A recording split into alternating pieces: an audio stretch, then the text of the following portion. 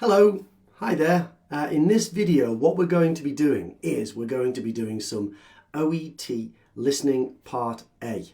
Okay, and what we're going to do is we're going to focus on vocabulary. All right, so what that means is we're going to do a quick review of Part A and what that means.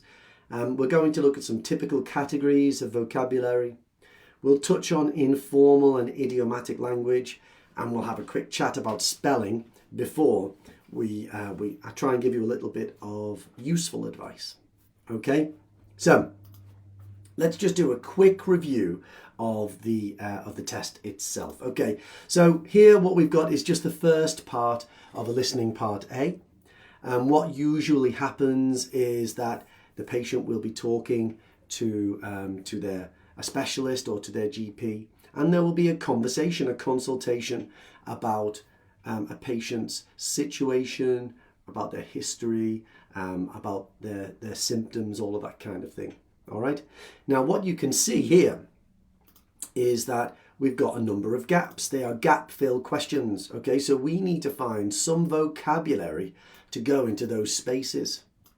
And that's, I guess, what this video is about. It's about the type of vocabulary that goes in there. But I would also draw your attention to words like this, okay, which are in the clues. It's important to know what the vocabulary in the clues means, what they mean as well, not just what the words in the gaps are, okay? But what we're going to do is we're going to focus on that. What type of vocabulary goes there, and what can we do about it? Okay, so let's talk about the categories. What type of information goes into those spaces? All right, okay, let's scroll down. Let's go and have a look. So I've got a table here. And I'm not going to go through, I'm not going to say that I'm going to teach you every word that's in listening part A, but I'll just give you some examples, okay? And we do have some really good vocab sheets for this kind of stuff for you to work on. But it's just an introduction into what you can expect, okay? So let's just scroll this across. Medications, well, the kind of things that you'd imagine would be there, you know, paracetamol. These are all answers that I've seen in listening part A, by the way. Paracetamol, H2 receptor blockers, azithromycin, insulin, beta blockers. Okay, again, this is all the kind of vocabulary you can expect to see in listening part A. But there are lots and lots of other words that are in listening part A. This is just some examples that I have seen, just to display what the categories are. Okay, food and drink, bread, dairy, green vegetables, water, coffee, equipment, a walking frame, MRI scanner, a hoist, a stair lift, continuous glucose monitor. You know what I'm going to do here for all of them. I'm just going to give examples, aren't I?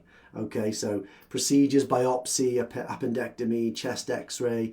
I've also seen a barium meal, I think was one that was done once, a barium meal.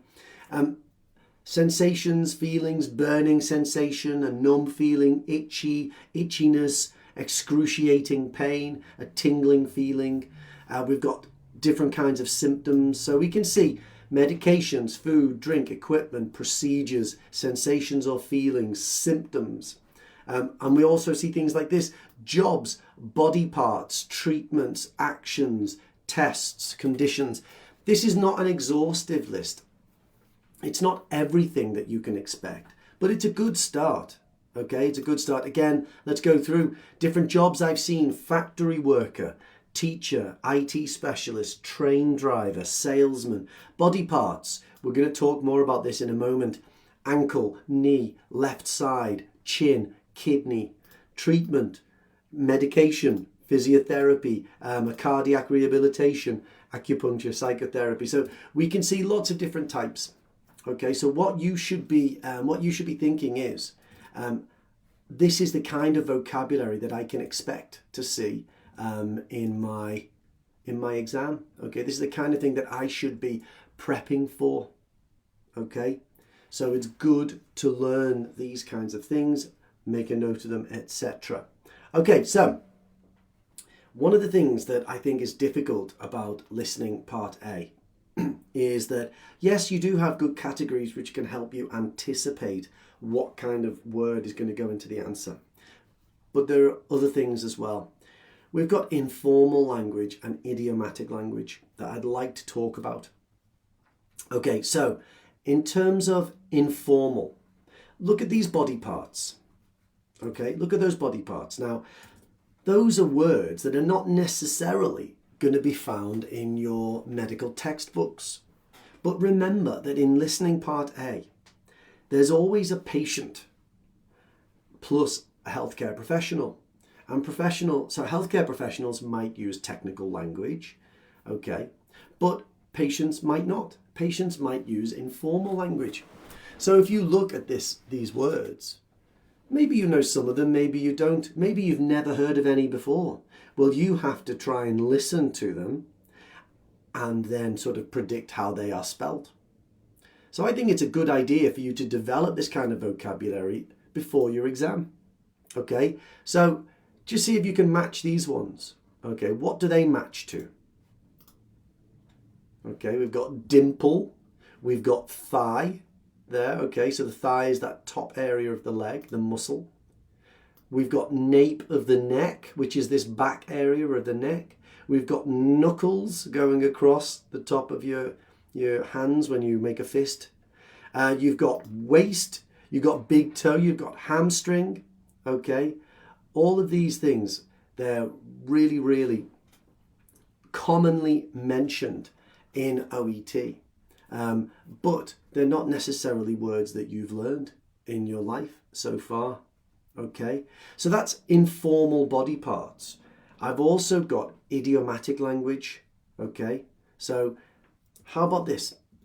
Do you know any of those phrases? Well, maybe you know some of them, maybe you don't. Well, down in the dumps means a bit sad. Okay, under the weather means a bit ill. Okay, you're a bit ill. You've got some cold symptoms possibly. Okay, you're tired, etc. Then you've got run off my feet. Run off my feet means very busy at the moment. Okay, to get over something means to recover from something. To come down with means to develop an illness. Okay, to develop an illness. So all of this vocabulary is really, really useful for you to learn.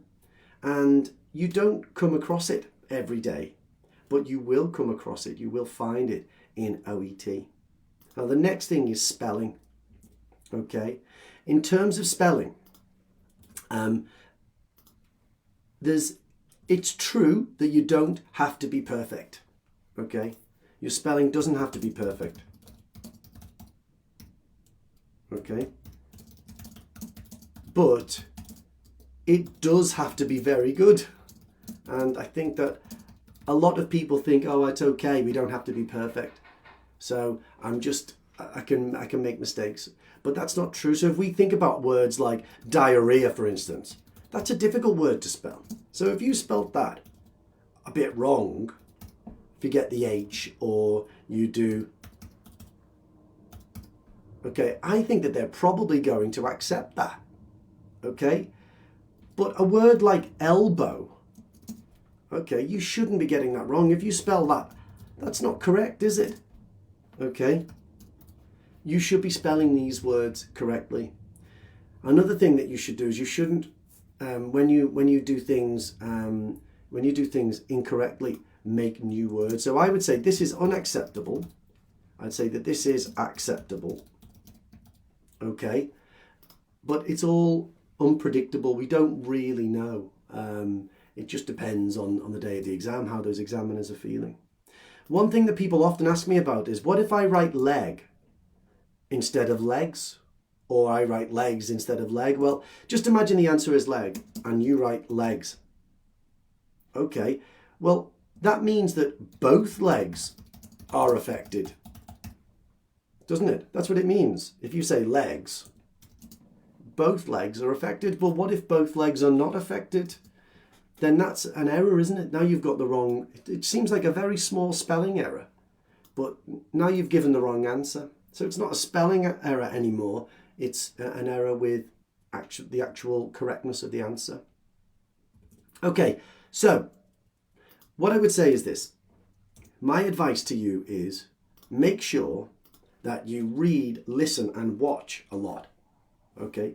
Don't stop watching, listening, reading, anything you can. Podcasts, dramas, documentaries, YouTube, lots of really good programs out there.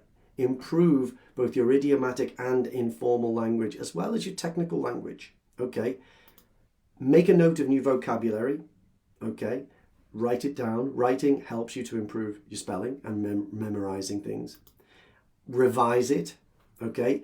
If you write it in a book, you can give it to someone and they can test you on it. Okay? And also do spelling tests. If you do spelling tests, you'll be able to test things like definition. You'll be able to improve your general spelling, not only the words that you're trying to spell today, but also other words which sound like them. Okay, so that's my advice. And I think that if you watch a few more of our videos and do a bit more study on listening part A, your vocabulary will improve. Okay, good luck. Now, if you're watching us live on Facebook, if you want any of this, if you want a worksheet, we've got lots of really good vocab sheets. If you want any of those, just put your name underneath in the comments and we'll get back to you and we'll send you some sheets. Okay, take care. Bye, everyone.